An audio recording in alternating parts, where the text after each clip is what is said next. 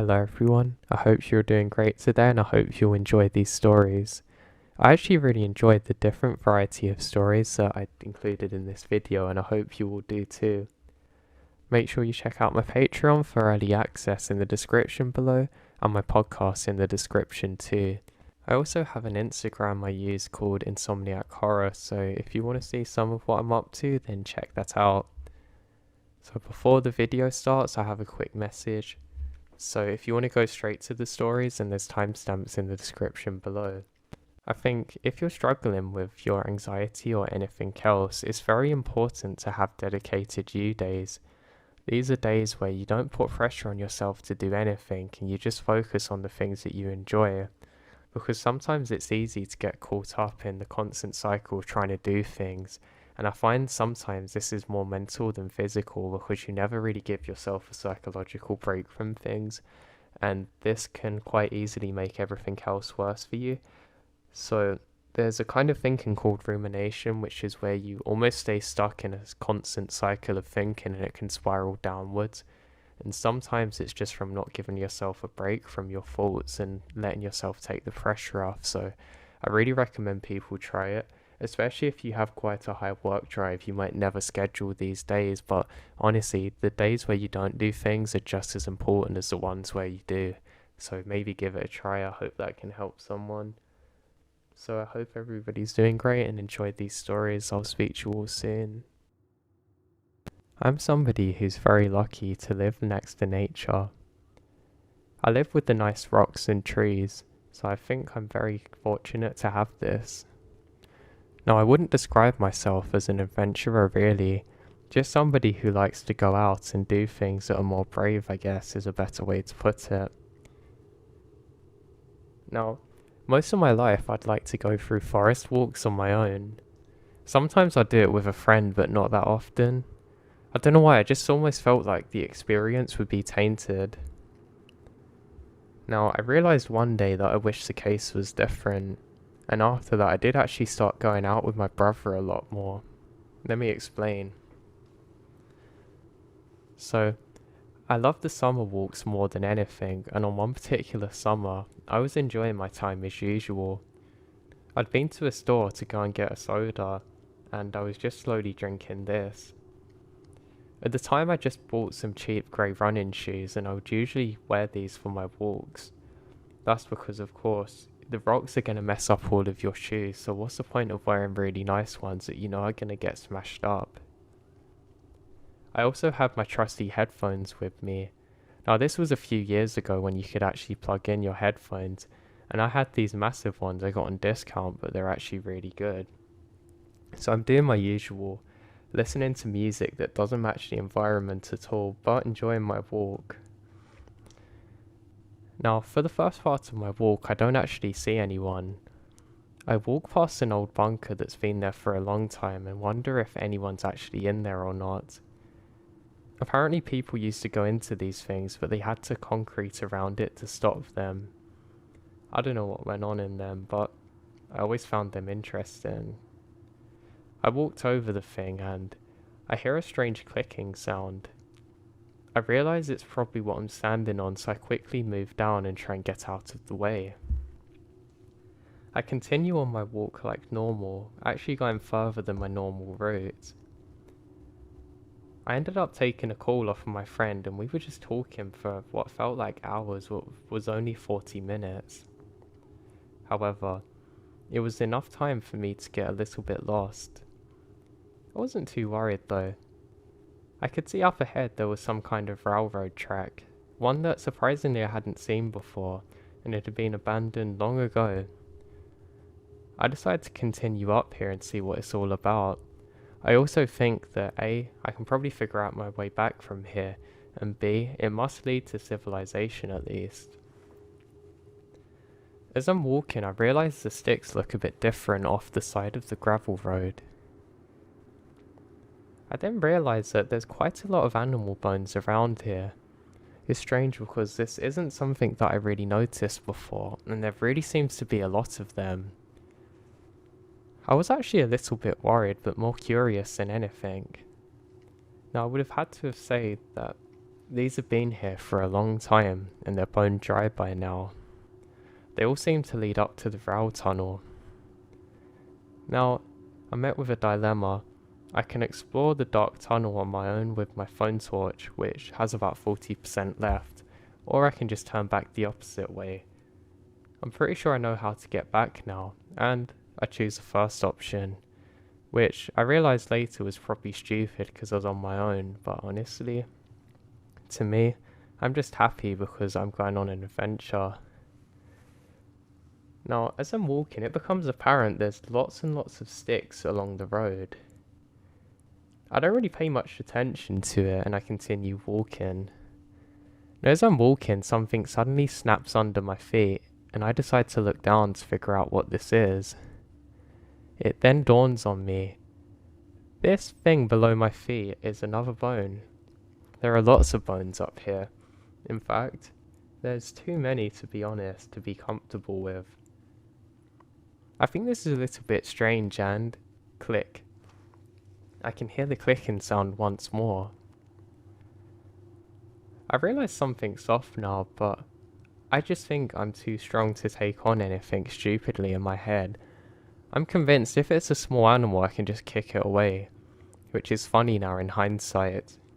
So I continue on, now realising that the bones are increasing the closer I get to the mouth of this tunnel. No sign of trains either. I think this was a disused one from maybe 70 or 80 years ago, but I'm not thinking much of it. Now I eventually make it to the front of where the train tracks are leading. Now I can see absolutely nothing, but I stupidly decide to press on. Now I thought I'd have a better chance of using my night eyes, at least if anything happens, so I decide not to use my phone flashlight. I realise now that they must have blocked off the other side of the tunnel, or more likely it's collapsed. I walk into the darkness for about 20 seconds and there's no more clicking sounds to make me paranoid. I think this is a little bit bizarre because I'd almost grown used to a strange clicking sound every so often, and I thought it was just my mind playing tricks on me, or maybe I had some problem with my ears. Now, before I actually got very unwell with an ear infection and I didn't want to experience it again, so I was actually quite annoyed at the time. I decide to turn on my flashlight quickly because I can hear water dripping ahead of me. I then realise that part of this is actually flooded. Just as I stand there, I can see some dark, shadowy figure moving to my side. Almost instinctively, I turn on my flashlight and realise it's my reflection. I laugh, and I hear my laugh echo for what seems impossibly long. It felt like I was standing in front of infinity mirrors in a lake. It's hard to describe, but it was a strange feeling. I realise that it's a rusted out pipe that's actually done this. And it looks like there's almost a mine to the side of me, but this is underwater now, so I don't bother going there. I then hear crunch, crunch, crunch to my right. I turn my flashlight over to that direction and I can see a mouse running across some more bones. It turns out there's a lot of these things. Now I'm a little bit worried. It dawns on me that I'm probably standing just in the home of some hungry mountain lions. Or maybe not. Maybe the real monsters here are people I don't know. Or maybe there was some kind of disaster that happened that I don't know about and was covered up. I just realised that it's time for me to leave. Especially too, who knows, what if I take a step forward and I cut my foot open on the water? Then I'm in big trouble. And my parents would kill me when I come back if they heard what I'd done. I was also a little bit frustrated now because I stepped in a big puddle and ruined my trainers. Another strange thing is I realised how bad it smells in here. I look down at my phone and I've got 32% battery now. I'm actually quite annoyed, not because I don't have enough battery for the flashlight, but it's going to be really boring if I have to go back on my own and I haven't even got music at least. Now, I get to the very opening of this tunnel and just stopped for a minute to look around.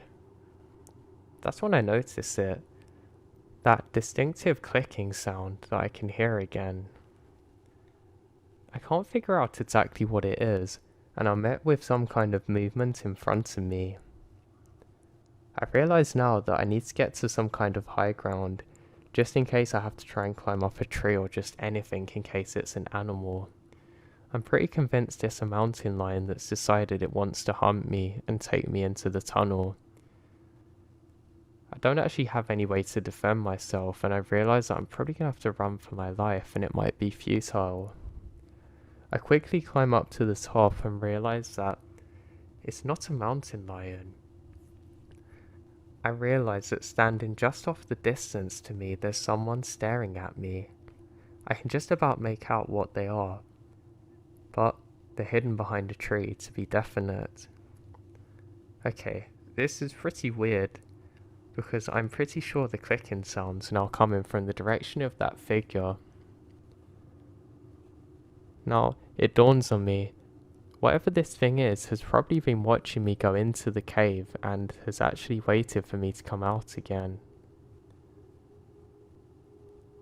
So as you can imagine, there's lots going on in my head right now, but common sense prevails and says I need to get out of here. But I remembered what I'd seen on the news before about how that it's important if you think you're being stalked by someone to just not act like a victim, just confidently walk on your way. Plus, I don't know where I'm going. I quickly look down the hill and wonder whether I should try and come out to the other side and continue following the train tracks. Click. No time to think, I hear the clicking sound again. I realise I'm going to have to go all the way around this thing and try and make it back to civilization.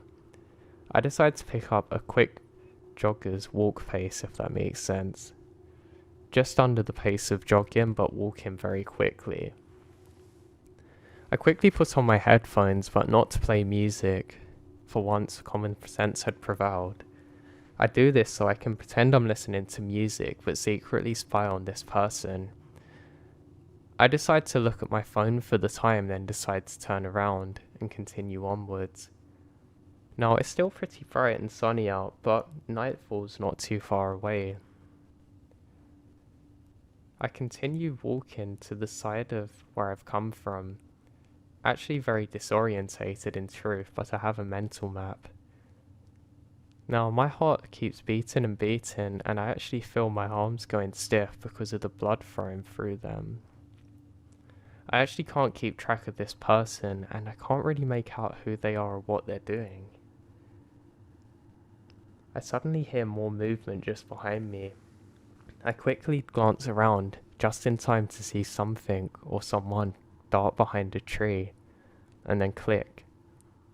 I can see a large black circle staring at me. I don't know what this is. I've heard stories about Wendigos, and I really don't know whether my mind's absolutely exhausted from the whole trek, or if I'm actually seeing this thing. Then I realise this is a camera. This person has been taking pictures of me literally all day, and the camera's staring right at me. Click, click. I feel like I've been captured by something that should never have caught me. I don't bother being cautious anymore. I just turn around and sprint for about 2 minutes. Now this absolutely exhausts me because stupidly I don't have any water with me. My vision actually starts to go quite bad now, and I can see black patches all around my vision. This is something I get when I'm exhausted and very dehydrated, and sometimes I can actually pass out from it. There's no time for me to pass out because I know I'm going to end up in that cave again. I keep on walking, and eventually I put some distance behind myself and this person. I realise that they must have been wearing camouflage because it's so difficult to see them, and it's not dark enough that I shouldn't be able to. Now the camera seems to be quite a good one too, which is something that I've realised now. It's almost like this person is professional at whatever they're doing. They seem to know the area far better than I did too. The sky has now gone quite a nice colour as the sun is setting and I'm actually feeling quite cold. All I have on is shorts and a sports t-shirt. I go for my phone, but it's completely dead now.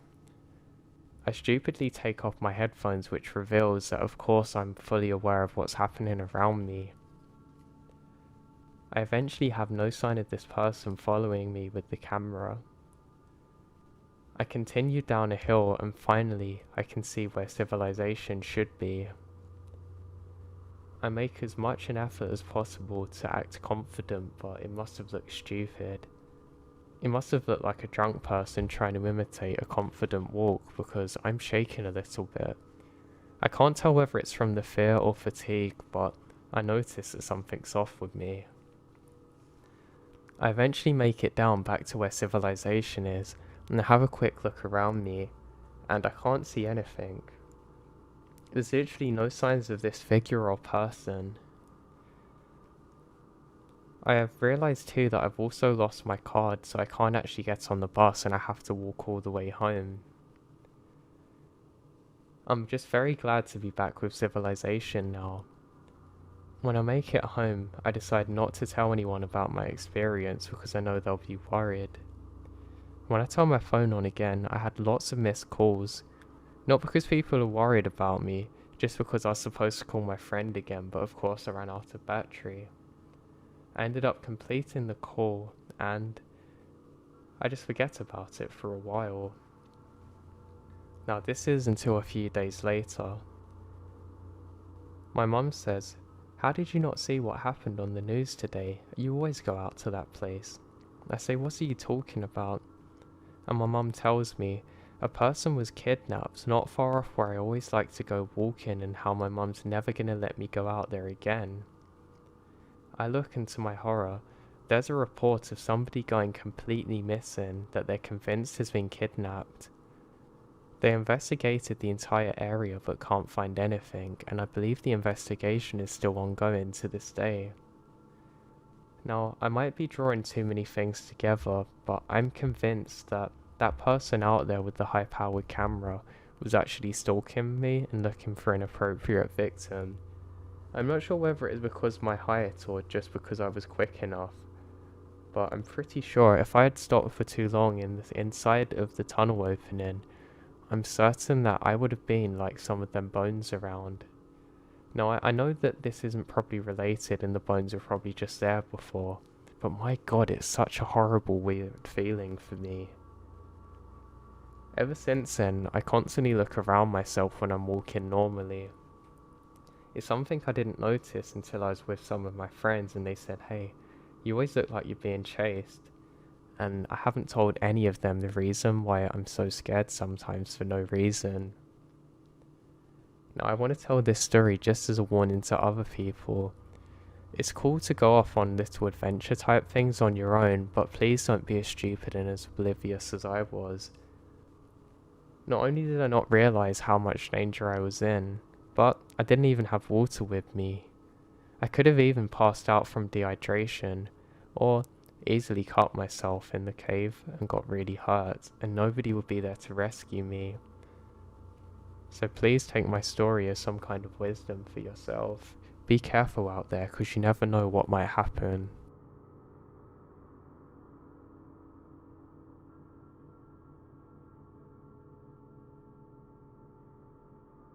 I live in a Nordic country, so my winters are pretty harsh. I was still an avid hiker though, and I loved to go out into the woods and actually enjoyed camping a lot. Now there's one specific area where the authorities overseeing it would always keep an eye on you in case anything went wrong, and it did for me one day. Now this is in October time, and there's quite a lot of snow everywhere. Now for the day in question, I was actually having a really good time. I was enjoying my hot chocolate and my dehydrated food. I was actually out here camping on my own, and it was almost a challenge for myself to see how well I could do. The snow had been relatively light throughout the day, so I wasn't too worried about it. I did hear a strange howling sound during my venture, but I didn't think much of this. I thought even if there are dangerous animals, with the stuff I have they should probably stay away. I was well prepared for any situation basically. Now my goal was to get to the top of a mountain ridge kind of thing. It's hard to describe, but the scenes from there would be absolutely beautiful. Now, I started to get very cold around midday.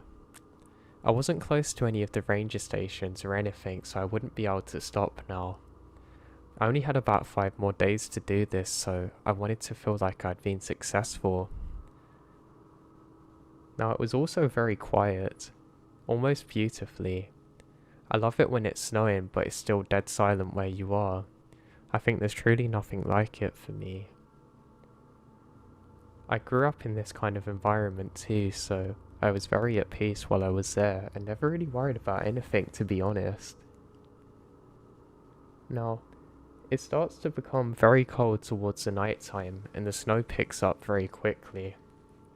Now I'm actually annoyed that I can't even keep my hot chocolate warm that I've made. I had good supplies of fuel and food at this point, so again I wasn't too worried.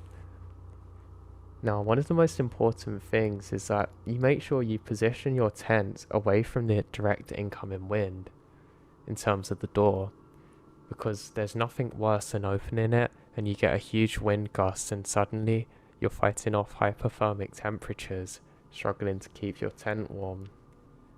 I realised quickly that I've set up my tent the wrong way and I have to spend about another 35 minutes trying to reposition it on my own. As I'm doing this, I hear the howl of some kind of dog again. I think, oh great, I'm gonna have to fend off these guys on my own and put my tent up. I decide not to worry about it too much and realise that the hypothermic temperatures are my biggest danger now. I actually can't feel my hands and I worry maybe I'm gonna have to put out an emergency call to get help. But eventually, my experience kicks in and I manage to put the tent up pretty nicely.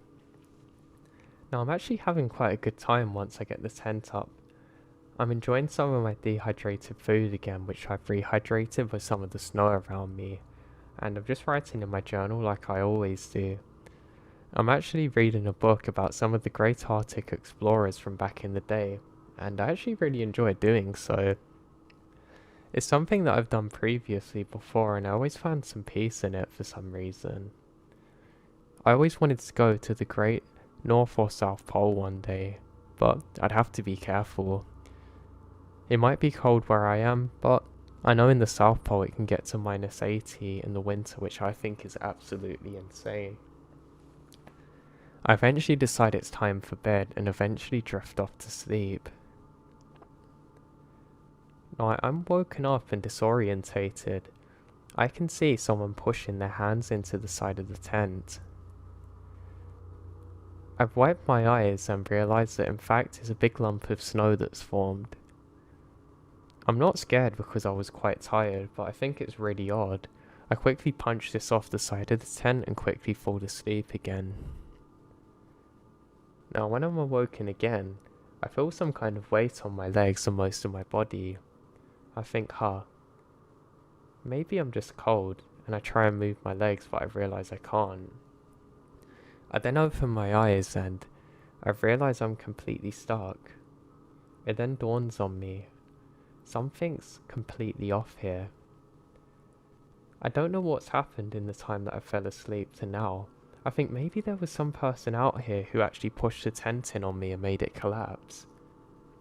I suddenly snap into true consciousness and realise, God, the snow has made my tent collapse on me. I have virtually no way to move and no way to reach for help. My adrenaline fills my body as I realise that I'm now in a true life or death situation. I don't know how much snow is on me, but I know it's rising fast and that I'll quickly die if I can't resolve this. I tried to move for a good 3 minutes and literally can't do anything. I then stay still. I lay my head back a couple of inches that I can move it, and realise this might be it. I'm laying there and not really knowing what to do when I realise I have to fight this to get out back to safety again. I move my legs to no luck. I moved my left arm and realised I can just about wiggle it around enough to start slowly making a clearing. It's hard to describe, but the tent has collapsed onto me, and the snow on the top half of my body is less than the snow on the bottom half. The biggest issue now again is just how cold it is. I scream out, but I don't get any reply. I continue moving my left arm until eventually it becomes clear. I move my left shoulder and eventually I can move my other arm too. I'm now working frantically against the clock as I realise that the snow's forming just as quick as I can clear it off. I eventually wiggle my legs around and become free in this sense too. I manage to eventually push myself free from the snow, but I realise there's no way I can get out of the tent because the door's actually under me. I do have a knife on me, but of course if I try and cut the tent open I won't have a way to stay warm. I don't have enough supplies on me to be able to afford to do something like that. I eventually flip the tent over and can just about open the tent door. I realise this thing's completely collapsed on me and I don't actually know where my supplies are now. I pull my head out for a second and get a massive wind gust that knocks me back into the tent. I realise, great, now I'm gonna have to dig around in the snow to try and find my emergency communication equipment. I stupidly left it just outside of the tent, and I'm convinced that the cold's gonna stop it from working. I have to move the entire tent with myself just to stay warm. And I think, God, I can't find anything. This is crazy. Why did I ever let this happen? I quickly get some of my hot water and throw it onto the ground to melt the snow, but I don't see anything. I now realise I've got two options to survive, and I can either stay put and hope I find my communication equipment, or try and make my way back down the way I've come. I decide that if I stay there, I'm probably going to be dead, and the tent's going to collapse again. I end up dragging the tent behind me with whatever equipment there is, and move slightly. It's almost impossible for me to stand, and I'm constantly being pushed back during this time. I've never experienced anything like it, even in all my time out there. I know I can make my way down from here, but it's going to be tricky. I look where I've come from, but I literally can't see more than a foot in front of me. It's like a whiteout. I have no way of getting to my communication equipment, so I just have to step down and slowly get off this thing, with my equipment in my tent being dragged behind me. I do this for a good 20 minutes before I have to stop because it's just so cold. I realise then that I've barely made it anywhere. I realise there's a large tree near me, and I quickly start digging. I'm frantically tunneling. Now I'm doing this so quick that I actually start sweating, which is very dangerous. There's not much time to worry about that now, as I quickly burrow under the tree. I eventually make a big enough clearing that I can actually put all my stuff here, then cover up the end of it with my equipment and my tent. I do so and grab my sleeping bag and blanket around me and light a candle underneath me. This is actually an emergency way to stay warm, which of course you have to be careful of the fumes and the fire risk, but I think it saved my life. I do this for a little while, but I'm hesitant to make a bigger fire because it might trap all of my oxygen and mean I suffocate under here because where I am in my tunnel. I know it's bad because I can't hear any of the animals outside. They've of course all took shelter and decided to get away from this, but not me. I'm stuck under here, not knowing what to do. Not really knowing what to do now, I frantically look for everything and try desperately to find any of my comms things.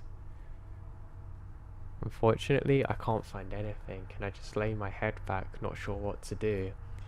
I just pray the storm can subside soon. I light another candle, having two going at the same time now, and I actually feel quite warm. I decide I have to drink and eat to try and keep my energy up. I just wait here and start reading, hoping the storm will pass. My head fell backwards and I fell asleep for a second before snapping into it again. Sleep is something that I can't afford to do now. Now after a good 2 hours of waiting, and through a few more candles, I quickly look outside, and thankfully, I can see a lot further ahead of myself now. I don't have to worry so much about going out, and I think I can wait here and run out of candles, or I can find the comms equipment. I can see where my original campsite was and where I'd struggled down, just because of my experience. Most of it's buried under the snow, but I decide to go for it. I quickly cover up where I've come from so it stays warm, and I very quickly crawl my way up to there. Now, it wasn't as bad as before, but it's still bad enough that I can't even stand up, and of course I'm at risk of sliding down this thing. I dig and dig away until eventually I find my comms equipment. I'm so happy that I scream out, but I suddenly snap into it and realise I have to get back under my tree and try and make an emergency call. Now at first when I tried using my equipment, it doesn't work and the battery's dead. But I knew another technique I could do where if I constantly rub the battery on my coat, it could charge it up. I do this for a good minute. I put the battery in, and I hear a sound. Click click. My comms equipment has come to life again, just about. I immediately make out an emergency distress call, and there's help coming and it shouldn't be too long. They say I should just go back to the tree and wait until they hear from me again. And that's exactly what I do. I quickly go back under my tree and spend the whole rest of the time trying to charge up my battery again. I decide I have to go out because there's no way they could see me because I'll be perfectly camouflaged. By now though, the storm has much passed and it's not too bad. I walk in small circles to stay warm for another 10 or 15 minutes until finally I can see some red coats appearing on the horizon. I scream out to them and they shout back. I fall to my knees and collapse with exhaustion. They come and rescued me, and I managed to get away with only minor frostbite. I'm so thankful to God to be alive, and honestly if I didn't have the experience that I did out there, I would never have made it back alive. I'm still someone who likes to go out camping, but never alone like I used to. I realise now how stupid it was, but I can't really blame myself too much. I done everything right, but that just goes to show you that you can never truly master the wilderness. The wilderness will always master you. You just have to work with it.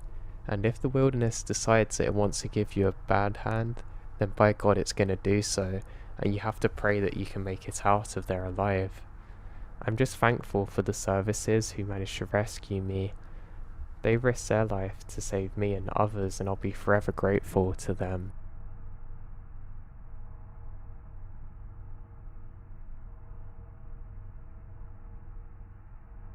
Now I'm not a ranger, but I used to live in the outskirts of a national park in a cabin. It was a 4-mile drive from the main road just to get to the property and had no plumbing or power. This property was right next to where the park started. To call it the middle of nowhere is truly an understatement. My roommate at the time was interning with the park service, but he's a city kid. Every evening, at the dead of night, I had been hearing noises in the woods. Now it actually sounds like how somebody would walk in the jungle, how they have to stop every so often. Is it a pig, a cat, or just the wind? Now the cabin didn't have a lock-in door, and the owners didn't want me to install one, so I began sleeping in my car. The property's huge, and I'd parked my car over an acre away from the cabin when I heard something. I heard the footsteps again. I moved out.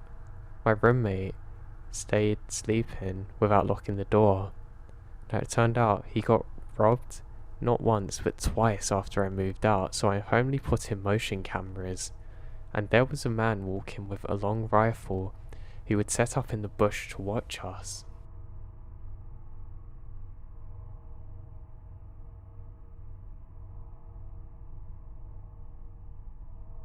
I'm a 44-year-old male. This took place when I was 18. I still can't drive down back roads. So I was driving in the deep south down a lovely stretch of road heading to Hatziesburg to see my family. I'm from Canada and only knew this way of getting there. So I'm currently in the middle of nowhere, Mississippi at 1 a.m. while driving.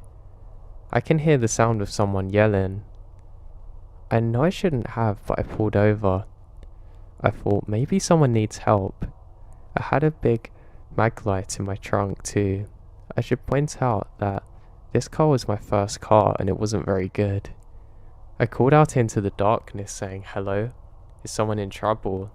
I get no response, just an eerie silence. I heard something in the distance. It sounded like somebody trying to sneak around without detection. I heard a slight, somewhat distant snap of a twig, followed by the sound of a voice. "What are you all doing in my part of the woods? No one goes here." I nearly have a heart attack. I started to sweat from fear. Please don't hurt me. I just thought someone wanted help. Come here, son. I can't have anyone seeing what I'm doing. I then run around to the front of my car and hop in the driver's seat, mag light still in hand. I turned the key only for the car to sputter and die. Oh, come on, not now. I turned the key again, hearing the car choke to life. I put it in drive and floor it. The car was leaving a trail of pollution like the car out of Uncle Buck. I looked in the mirror to see my worst nightmare. My heart skipped a beat, and I see headlights coming up quick. My car can only go 80 flat out. I came up on a bend, giving my crappy handling car the fright of its life, and I have to slow down. I braked and feel a bump from behind. The vehicle effectively tailgated me. I can't make out the driver due to the headlights and height of the truck. We round the bend, and I put the pedal down all the way. I can hear the car's engine struggling to make up the revs now. Slowly the car crept up to 80. Now, it's literally just inches from my bumper, but I knew we were coming up to an intersection, so I decided to try and make the truck go. We got to the intersection and I faked a turn. It worked initially, but as I slowed down and sped up from the fake turn, the truck swerved violently and started following very close again. The car struggled up to 80 again. I looked in, and the headlights are blinding. I felt another big bump as the truck rammed me again. The car swerved slightly, but I corrected it with my adrenaline-fueled strength. I heard the truck rev up, readying for another ram. I swerved over to the opposite lane, nearly losing control, just as I saw a road coming off then. With the truck having fell so far back, I make my turn. I turned the car lights off and spun the car around, watching the road ahead. Sure enough, a big pickup truck roars past. I wait a good 30 minutes before continuing. I called the cops when I get to my family's home, but all they found was an abandoned home. Everything in the home was normal except one thing, a picture of my car. I've never been to a back road since. I saw what I think was the same truck a few weeks later, in a gas station in Alabama. I brought a new car since then and only visit that part of my family every once in a while since this happened.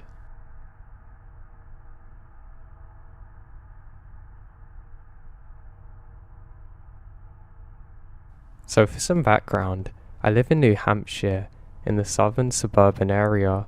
When I was younger, and currently, I lived in a couple of places because of a divorce. I'll start off with Mum's house. There were woods that were behind my mum's house that we owned. We owned a pine-dominated acre, but the whole woods were about 20 acres. You could always see civilization from it, either the suburban houses row or a street on the other side that had no houses on the sides. The woods always felt very warm to me, and I really loved to be in them. So, it was basically like a third parent to me. However, on the other side of the street was another lot of forests, full of 10 to 20-year-old oaks and birches. Now one day when I was maybe 9 or 10, I was playing in the nice woods, and now I'd really explored the whole 20 acres to be honest, and decided to check out the other woods on the other side of the street. The road was flanked on both sides by forests, and there was a nursing home down the street. I crossed the street, and the moment I entered the forest, my mind was telling me, get out. I had the sensation of being watched. However, I had always been curious, so I pushed deeper until I come to a circular thinner part of the forest, not a clearing. There was a pile of trash ahead of me, not drug paraphernalia, but old food and trash clothing. Now my inner voice was screaming, get out of there, get the hell out, so I ran back through the woods as fast as I can until I reached a road. I went back into the nice woods and I felt fine. About 4 or 5 years after, I was kind of bored with the woods behind my house and wanted to check out the forest again. I go back, now with a knife in the holster, to explore. I had my hand on my knife the whole time. I had the being watched and get out feelings again. Now, I never found the thinned part, but found the shoes, dozens of old rotten shoes. There was also a camping stove and an old propane can, food trash and camping pot. I picked it up and took it home, since I needed a cooking pot for camping, and I still have it. The part that actually scared me though was the shoes, all kinds of them. Nice shoes, small shoes, female running shoes, baby shoes, at all varying ages and states of decay. I was freaked the hell out, but I kept pushing. I got to the 35th degree embankment, which I climbed and found a residential area above it. There was a thick fence with no gate, and the other houses had no gates at all. The trash and shoes were too deep in the forest to be thrown in by uncaring homeowners. I finally decided to leave. I was super scared by the time I got out of the forest, and now I was and still am a very emotionally stoic person. However, the worst experience that I had yet was at my dad's house. Well, this was more of this kind of neighborhood. It was a tightly packed neighborhood, and it was surrounded by a thin forest. Small forests of huge pines separating the houses. It was in a city, but every now and then I would see a moose or deer. So one day, I was walking my dog during dusk. It was almost total night and the streetlights were on. I got closer to a turn in my walking path with this pine and oak forest and thought I spotted something in the forest, and freezing fear, my gut wrenched in the most horrible, terrible feeling ever. It felt like I was just told the worst news of my life. It looked like a deer standing up. Not a Wendigo. It had a fat white belly and brown fur on its back, and it was staring at me. I originally just fixate on its belly, but then when I look up at its face, I couldn't make out much of it. I have good eyesight and should have been able to see it, but it was like my central vision was suddenly switching to peripheral. It just blended into the forest. I could see the body and not the head. Then it fell to the ground, gets on all fours, turned and ran into the direction of the fence. On the other side of the fence is a dump. The forest is only about 50 by 50 feet, and this thing must have jumped about 6 foot over the chain link fence to get out. My dog, a hound who is normally smelling the pizza or car 30 seconds before it arrived, notices nothing. I could hear it run away, and the dog perked up and looked up as soon as it ran off. So I knew I wasn't seeing things. I then immediately turned around.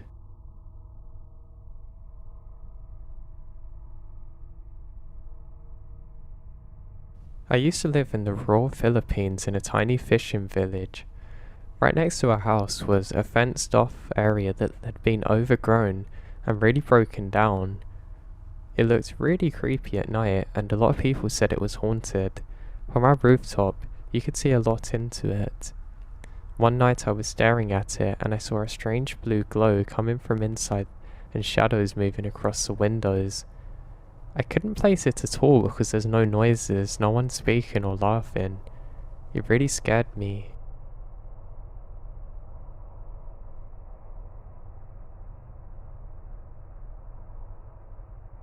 I was an avid backpacker until I moved to Cali last year for grad school. I've got a couple of spooky ones. Was up in Baker Wilderness right up on the Canadian border.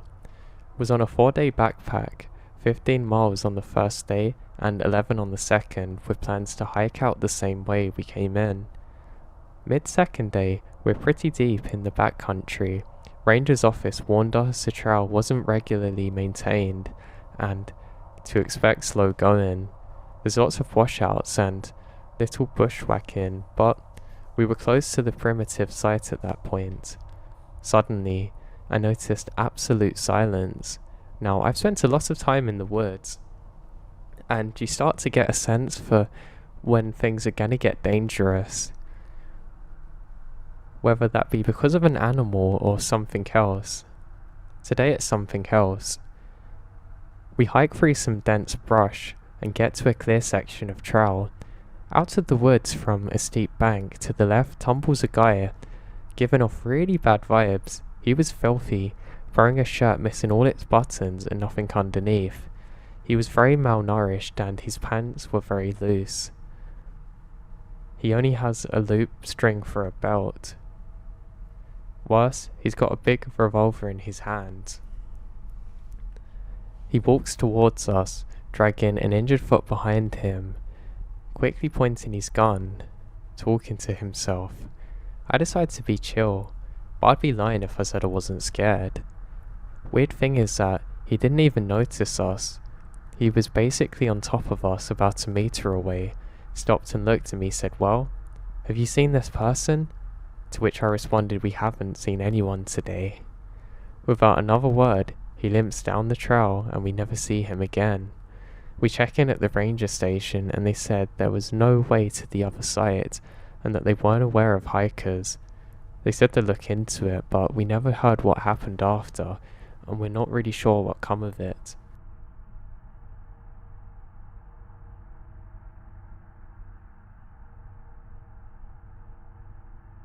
I'm not a ranger, but my story was pretty weird for me.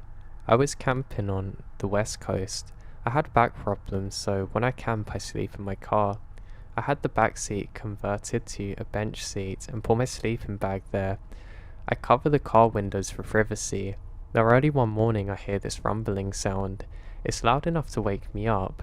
I'm a child of the suburbs, and what it really sounds like is when you push a shopping cart really hard and rough along the ground and parking lot, making lots of sound. Then the car gets bumped. Hard. It actually moves. I immediately start unzipping the sleeping bag and look inside, and quickly outside. I realize there's nothing there. I have no idea what it was to this day, and I think it might have been a bear.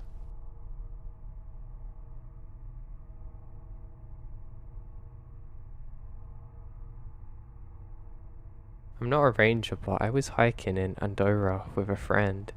Long story short, we ended up in Spain, found another trail and were following it without a map. A while ahead of us we see a man with 2 golden retrievers coming in the same direction. He looks young and is carrying climbing gear on his shoulder. We're rushing down the trail to catch up with him and finally do. We ask him for help with directions and he tells us exactly where we are and that we need to be going this way, and about 12 kilometers away there's a hotel. He says there's another smaller town about 6 kilometers away and that he parked his car there. He says, "Hey, I'll give you a lift for the last 6 km if you like," but he says he's in a hurry. We're over the moon, so walk and hike for a while talking. His dogs are friendly and run circles around us. We're chatting away to the guy and he is really nice, but my friend and I are tired, so we can't keep up pace for long.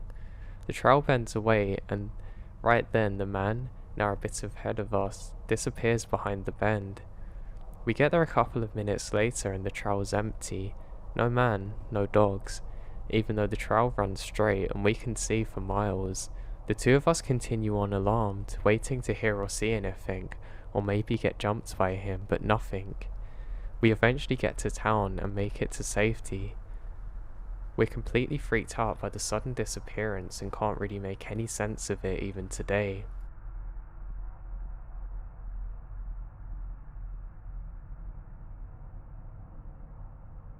One of the weirdest things that ever happened to me in the great outdoors was with my father and myself.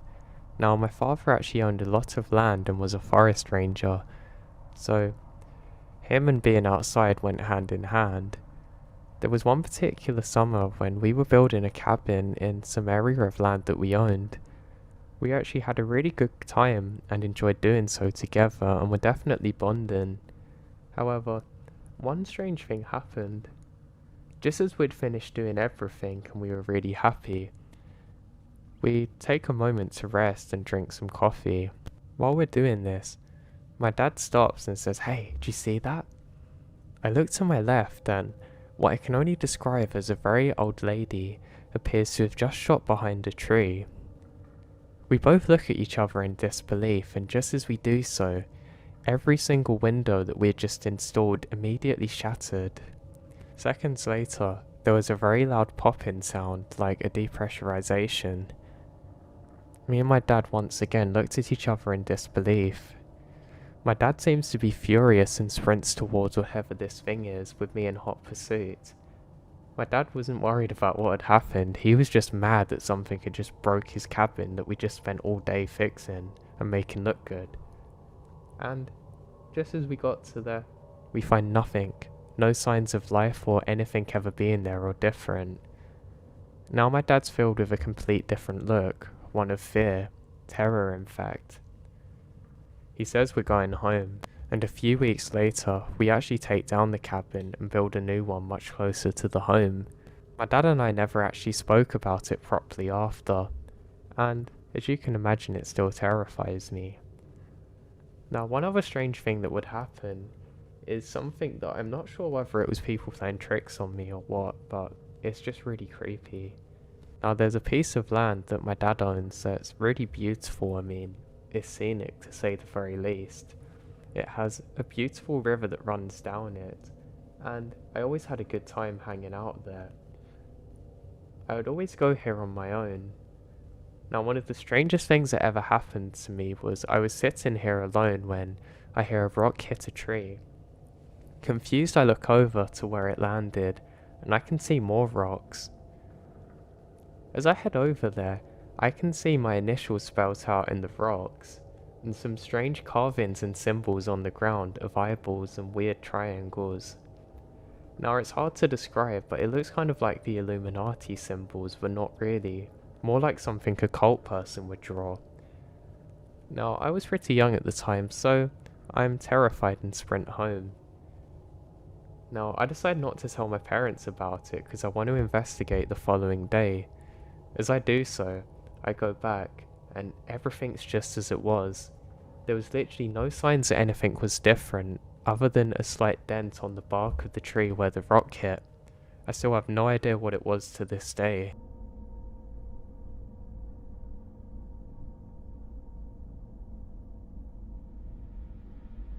I'm a 17-year-old high school guy with a weak body. I live in a small town in the Philadelphians, and this town is surrounded by rice fields, with a highway going straight across it. Part of my usual weekend routine is to go jogging early in the morning. This is at some time around 5 AM. My usual jogging route is from my house, somewhere in the middle of town, to a small hill with a wonderful view of town in the morning. To reach my destination, I would have to jog on the side of the highway. From time to time, fog would appear on the highway, and once you're inside, you can only see 10 or 15 feet before it all goes white. So one Saturday, I decide to jog. I invite one of my friends, the same age as me, to join me, since he follows the same route anyway. We left home at 5 AM, proceed to the highway. As usual, a thick fog blanketed the highway. The cars that would pass by had their lights on, and there were several one-ways because of road repairs. As we enter the fog, we decide to jog along the side of the road, past a couple of roadworks, about 100 meters along each. Now all's well at this point. We're a bit exhausted, but otherwise fine. We barely encountered anyone else, and usually they're just fellow joggers. Then We come across another roadwork, and we saw this guy crouched down on the asphalt. He was wearing a dirty orange vest, and he had a similarly dirty hard hat on. We can't really see his face, but decide just to ignore it. He looks as though he's fidgeting with something in his hands, so we thought he was just holding a few tools or something. Also, there was no one there but us, me, my friend and that guy. The fog's thick as hell. My friend signalled to me to keep a distance from the guy and I followed him. When we get closer, we can hear him humming a strange tune under his breath, which in of itself isn't that weird, but boy, we were wrong. As we get closer, he starts acting erratically. He stopped for a moment as I passed him, then starts laughing. It wasn't a regular laugh. It sounded sinister and a little dry. It was really loud, so it began to freak me out. We didn't increase our speed at this point, as we think he's messing with us. But he doesn't stop. He just kept laughing and laughing, and we knew it was beyond a prank. I can't describe his laugh more than I just didn't trust it. We didn't look back. We were speeding up now, as we were starting to see the hill. I was gasping for air, but somehow I didn't let that stop me. I forced myself on, and my friend was doing the same. He was probably 50 meters behind us when I looked at him. He had stopped laughing, but now he was standing straight and staring at us. He called out to us in my language in an arranged tone. That's when adrenaline kicked in. I just ran and ran until we reached the hill. In hindsight, I don't know how I was able to push myself for so long. When we finally arrive at the top, we're exhausted and nearly collapse on a cement bench and stay there for over an hour. Like a breath of fresh air, my friend laughs in a comedic manner. We then walk towards home. I haven't ate yet, I was so hungry, and as we passed the road we saw the guy in. He's no longer there. The only people there are wearing construction outfits that are working on the traffic signals, but nowhere near the man. As I got home, I told my parents about it and they said it's probably a nut job looking for someone to rob, who's probably stole the outfit, and I never went jogging again in the fog after that.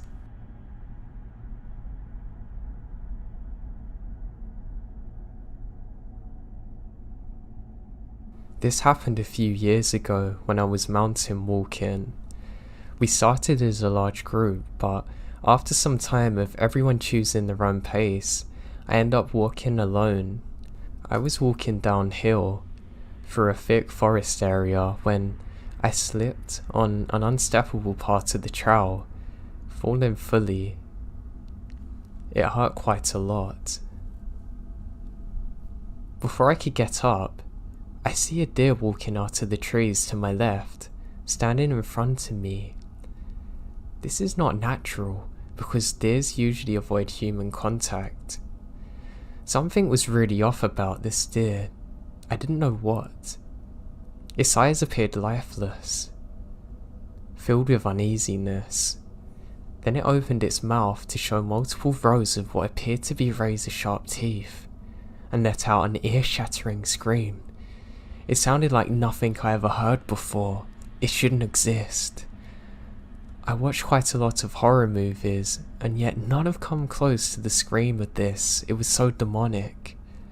After that scream, it closed its jaws and walked away to the side of the woods. Now, I've never told this story to anyone else before, but I'm sure what I saw was a Wendigo. It just horrifies me knowing that I saw this thing. For a second when it happened I thought maybe I've hit my head, but I had no head injuries whatsoever and I knew exactly how I landed. It almost put me off running in the woods entirely.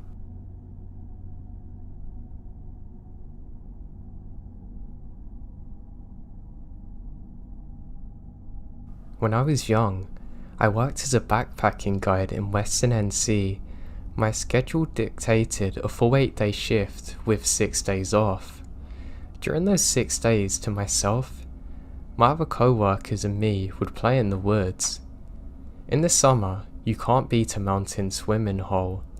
One of our favourite activities was called Paradise Falls, alternatively called Wolf Creek Falls. This is a cliff jumping spot with a huge swimming area, a tiny slot canyon and an inner pool. Most will venture just to do the small jump, even though it's the smallest and arguably least accessible. Even though the jump is almost 9 foot at most, you must do 10 minutes rock scaling to get there. We are all adventuring in and out from inside this tiny canyon, and you can't see the main pool. Well, we got to the jump and coaxed the first person off, a fellow guide who had never been to the spot before. She jumped successfully and swam into the main pool and beach area. Then she screamed. Because she was now out of sight, myself and another guide jumped in together and swam the short distance to her, with the others in tow. Of course we figured she was injured somehow. She was treading water and just staring wide-eyed at the riverbank. When I looked to the shore, there stood a man. He's massive, easily 6'7", and appears to have no hair on him, wearing beat-up overalls. Perhaps the most disturbing is that he had folds of skin all over his body. Imagine the Michelin Man, but this is on his face, arms and chest, everywhere with these weird layers. He's also armed with a shotgun, staring intently at us. He just stood there and watched as we grab anything important and speed out of there. He walked slowly back into the forest and we never saw him again.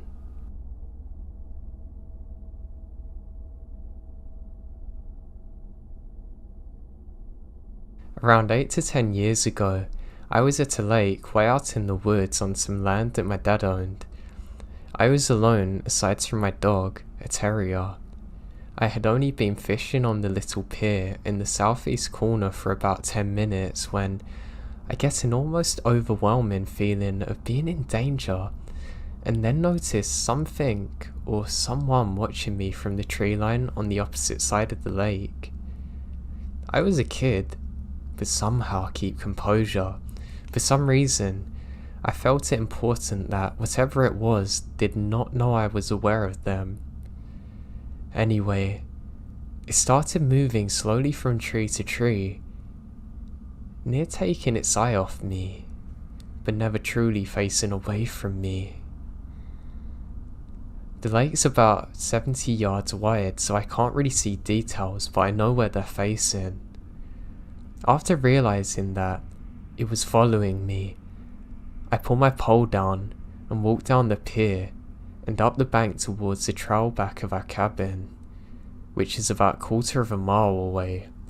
Once I hit the tree line, I bolted to the cabin and waited there with one of my dad's guns until my parents got home.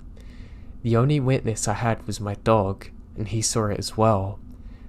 I know because when he saw the figure, he instantly starts growling in a low tone until I make him stop.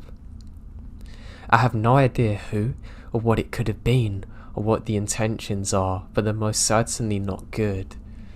This took place in southeast Mississippi near the Alabama border back in the 90s. We didn't live there, but we spent most weekends up there. I know it couldn't have been a normal person, because our nearest neighbour was a very old couple who literally lived miles away. Aside from the lake area that our cabin's on, the surroundings very thick forest. The figure was extremely tall as well. I have a very good memory, especially for details. Also, shortly before I noticed it, I got a very strong feeling that I was being watched. I never felt safe there again, and I was so glad my dad sold it.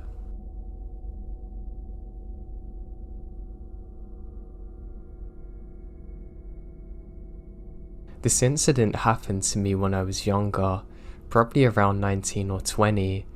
I used to drive around the countryside in the woods for hours on end, up to literally 6 hours, smoke cigarettes while I listened to music daydreaming. I've been through a lot, so this is a nice way for me to let off steam and digest all the badness that happened to me in the past few years. There is a route that goes into the southern part of my state and eventually takes you to Maryland, if I'm not mistaken. If you keep going all the way, it will eventually take you to Florida. It was a road I found to be very fond as it intersected with a lot of interesting places. It could take you to cities and beaches alike, all the while somehow remaining isolated and rural. On one of those day trips, I was driving through a heavily wooded area that opens up into a field lined with trees on my left. I was pretty zoned out at this point, but something on the side of the road immediately caught my attention. In fact, it even seemed that time slowed, or I could see this apparition more vividly than any other thing I've ever seen in my life. What I saw was an older, balding man dressed in a full Catholic priest garb. His mouth is open, appearing to be in grief, screaming at the sky. He was standing in front of a dead deer, a buck. From what I recall, it was around 3 points, maybe 4. Behind the deer was a 1970s Crown Vic style police car with its lights on. It had no markings on it whatsoever to signify what country it's from. And no one's in the vehicle. I don't even think it had an engine running sound. It appeared as though the vehicle had been parked there all day. The other odd thing about this vehicle is that it has no damage on the front end to show that it's responsible for hitting the deer, nor was there any blood or anything. The deer seems fine. Taking a step back, trying to think of what I saw, it had the appearance of being staged or set up somehow, as if it was a prop for a movie. Everything was just so odd. For the speed I was travelling at, the glance I cast on this spectacle was only 4 seconds, but it so abruptly singed into my mind now. I have never seen anything like it. For some reason I started crying after seeing it. Did the forces that shaped time or something just merge and I saw something from back then? I don't know, I've even been on the same spot from this trip, and there's never a trace of it, not even the body of the deer or tyre tracks from the police car that could be seen. Like a breeze, it was gone. A thing so out of place it could not have been from its surroundings. I have no answers to any of these questions. Only a lack of closure for something that's scarring my brain.